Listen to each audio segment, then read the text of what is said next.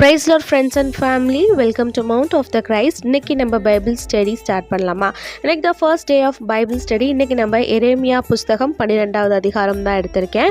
12வது அதிகாரம் ஃபுல்லாகவுமே நான் ரீட் பண்ணிட்டேன். அதில் கர்த்தர் என்கிட்ட 14வது வசனத்து வழியாக பேசினார். அதை நான் ஷார்ட்ஸாக ஷேர் பண்ணியிருக்கேன். ஒருவேளை நீங்கள் பார்க்கல அப்படின்னா மேலே நான் ஐ கார்டு கொடுக்குறேன், பாருங்கள்.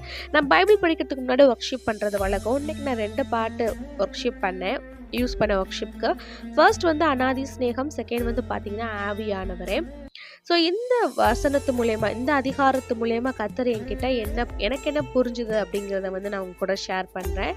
ஃபர்ஸ்ட் எரேமியா கர்த்தர்கிட்ட முறையிடுறாரு.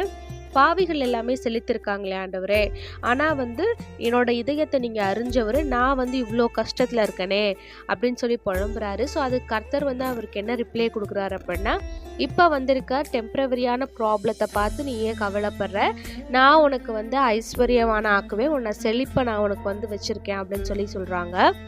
நெக்ஸ்ட் பார்த்தீங்க அப்படின்னா, இஸ்ரேல் மக்கள் எப்படி கஷ்டப்பட்டுட்டு இருக்காங்க அப்படின்றதை எடுத்து சொல்கிறாரு.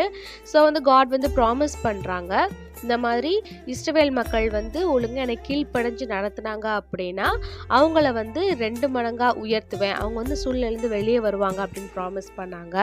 அந்த 14வது வசனத்தில் ரொம்ப தெளிவாக என்ன சொல்லியிருக்காரு அப்படின்னா, இஸ்ரவேல் மக்கள்கிட்டருந்து யார் யார் என்னோட ஆசீர்வாதத்தை பிடுங்கினாங்களோ அவங்கக்கிட்டேருந்து அந்த ஆசீர்வாதத்தை பறித்து நான் என்னோட இஸ்ரவேல் மக்களுக்கே கொடுப்பேன் அப்படின்னு சொல்லியிருக்காங்க. ஸோ நான் ப்ரேயர் எப்படி பண்ண போகிறேன் அப்படின்னா, கடவுளே ஏசப்பா, நான் இஸ்ரவேல் மக்கள் அப்படின்ற இடத்துல நான் என்ன வச்சுக்க போகிறேன், என்னோட ஆசீர்வாதத்தை என்னோட எதிரியான சாத்தான் பிடுங்காதபடிக்கு நான் சரியான பாதையில் நடக்க எனக்கு உதவி செய்யுங்கன்னு நான் ஜெபிக்க போகிறேன். நீங்கள் எப்படி ஜெபிக்க போகிறீங்க? இந்த அதிகாரத்தில் உங்களுக்கு என்ன புரிஞ்சுது, கர்த்தர் உங்ககிட்ட என்ன பேசினாரு அப்படிங்கிறத எங்கள் கமெண்ட்ஸில் சொல்லுங்கள், நானும் தெரிஞ்சுக்கணும்னு ஆசைப்பட்றேன். இந்த பைபிள் ஸ்டடி இப்போ தான் ஸ்டார்ட் பண்ணியிருக்கேன். ஸோ இன்னும் பெட்டராக பண்ண நான் ட்ரை பண்ணுறேன். தேங்க்ஸ் ஃபார் வாட்சிங். நம்ம கண்டிப்பாக இந்த 2025 பைபிளை ஃபுல்லாக ரீட் பண்ணி முடிக்கலாம். Bye bye. God bless you.